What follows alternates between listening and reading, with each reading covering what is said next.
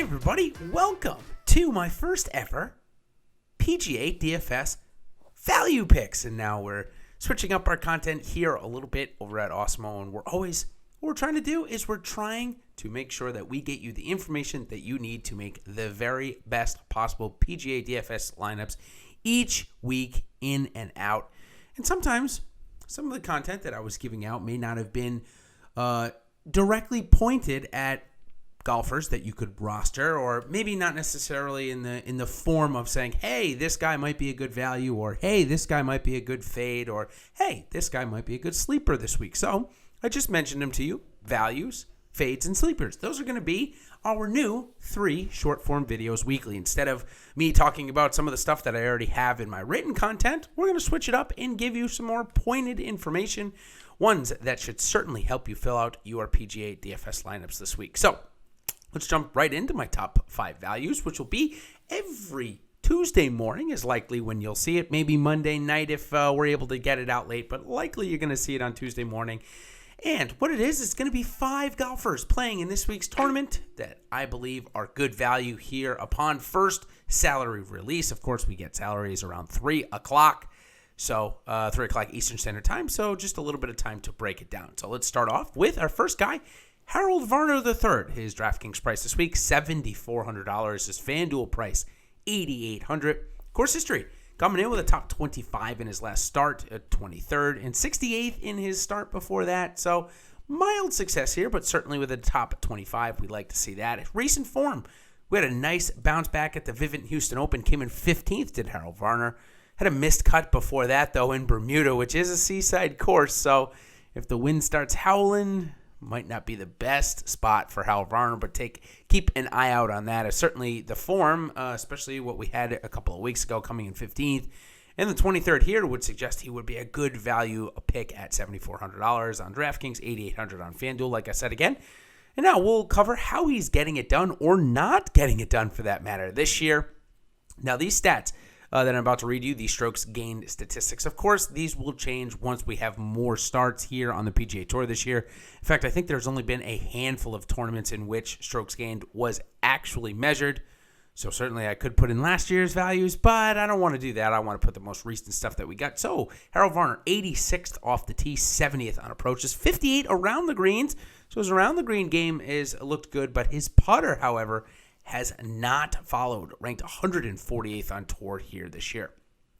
However, we saw it pick up at the Vivint Houston Open a couple of weeks ago, so maybe things are starting to turn around, and at $7,400, great value here this week for Harold Varner III. Second guy I'm going to talk about is Joel Dahmen. Joel Dahmen coming in at $7,400 as well, $8,900 on FanDuel, so just $100 more expensive on FanDuel than Varner. His course history, though, not as good as Harold's, a missed cut in the 37th in his last 2 tries. However, his recent form is coming in very good, coming in off a top 10 in his last start, coming in 8th, 38th before that. However, his strokes gained numbers aren't going to be so great. 102 off the tee, 107th on the approach, 116th around the green, and 102nd putting. That actually compares to last year, at least, where he was much better than that. He was 32nd in tee to green last year, which is very good. 46th on the approaches, 29th off the tee. So you can see why on Joel Dahmen maybe these stats are a little bit skewed here. Next guy I'm going to talk about is Denny McCarthy. Denny McCarthy coming in at $7,800 this week on DraftKings, $9,800 on FanDuel.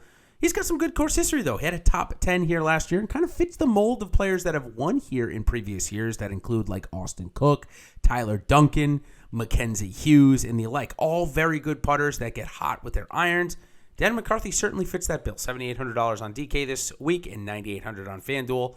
Recent form, 38th, was able to make the cut there at the Houston Open, and 4th the start before that at the Bermuda Championship. So another seaside course, which definitely featured some of the better putters in that field. So if that goes again here this week at the RSM Classic, look for Denny McCarthy to make a move.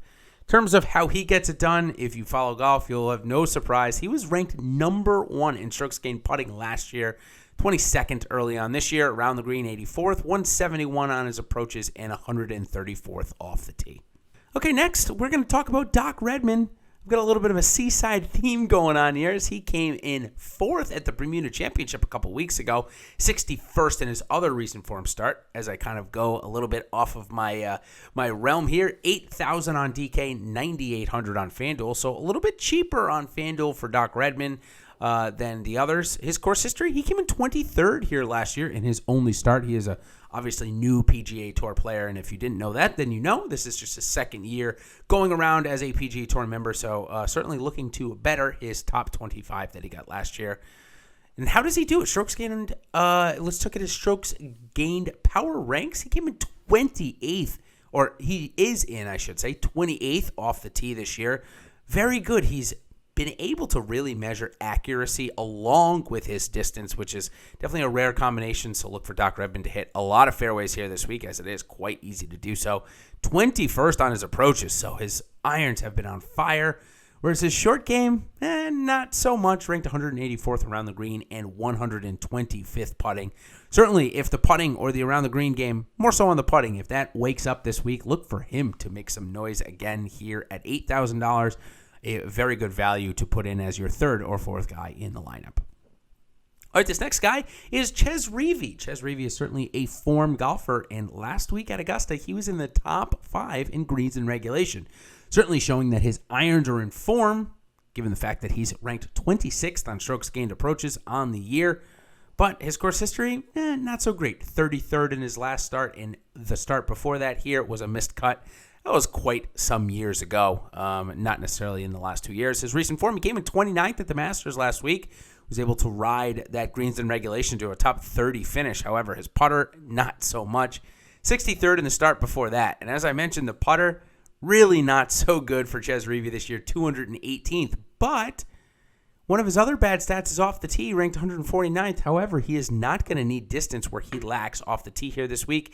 He should be able to put his approaches, which are his best category, 26th on the year, should be able to put those into full effect. So Chez Reavie, 7,500. I like him to at least see the weekend and presenting pretty good value here this week. All right, so I hopefully you guys have enjoyed my little short form video going over a couple of value plays here. Now, value plays, they can be used in a lot of different senses. How I would use value plays is certainly if I'm building a cash lineup, would look to add in 2, 3, even maybe 4 of these guys in the value plays. And for my GPP focus, depending on how ownership, of course, comes out, which you can hear a little bit more about in my fades video coming up on Wednesday morning.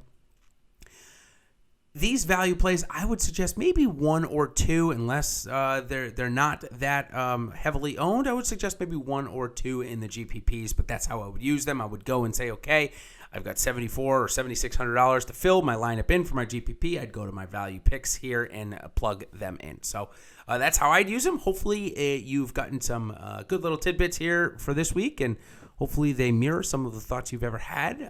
So a little bit of confirmation bias rather than recency bias, I should say. Confirmation bias rather than recency bias. So thank you all for coming by. My Awesemo's 5 value picks of the RSM Classic. We will be back again doing this video for the OHL Mayakoba Classic in 2 weeks. Probably take a week off next week for Thanksgiving. So until next time, everybody, thank you. Come by. Make sure to check out my second of these 3 short form videos. It's going to be the sleepers section. So if you're looking for those low-owned GPP plays, I'm going to have them in that next video. And of course, if you want those high-end guys to fade, I'm going to come out with my 5 fades of the week for the RSM Classic on Wednesday. So I'm recording this at about 8:40 on Monday evening. So you should see this, if not already Monday evening, by Tuesday morning. And then again, Tuesday afternoon, Tuesday evening will be my 5 sleeper picks, and then Wednesday morning, my 5 fades of the week. So again, thanks for coming. Hopefully you guys have liked this little content shift and like what we have on the production side of it as well. So again, we're always trying to make things better to hopefully serve you guys more so and help you guys make the best PGA DFS lineups each and every week. So till next time, everybody, thanks for joining, and we'll see you on the other side. Cheers.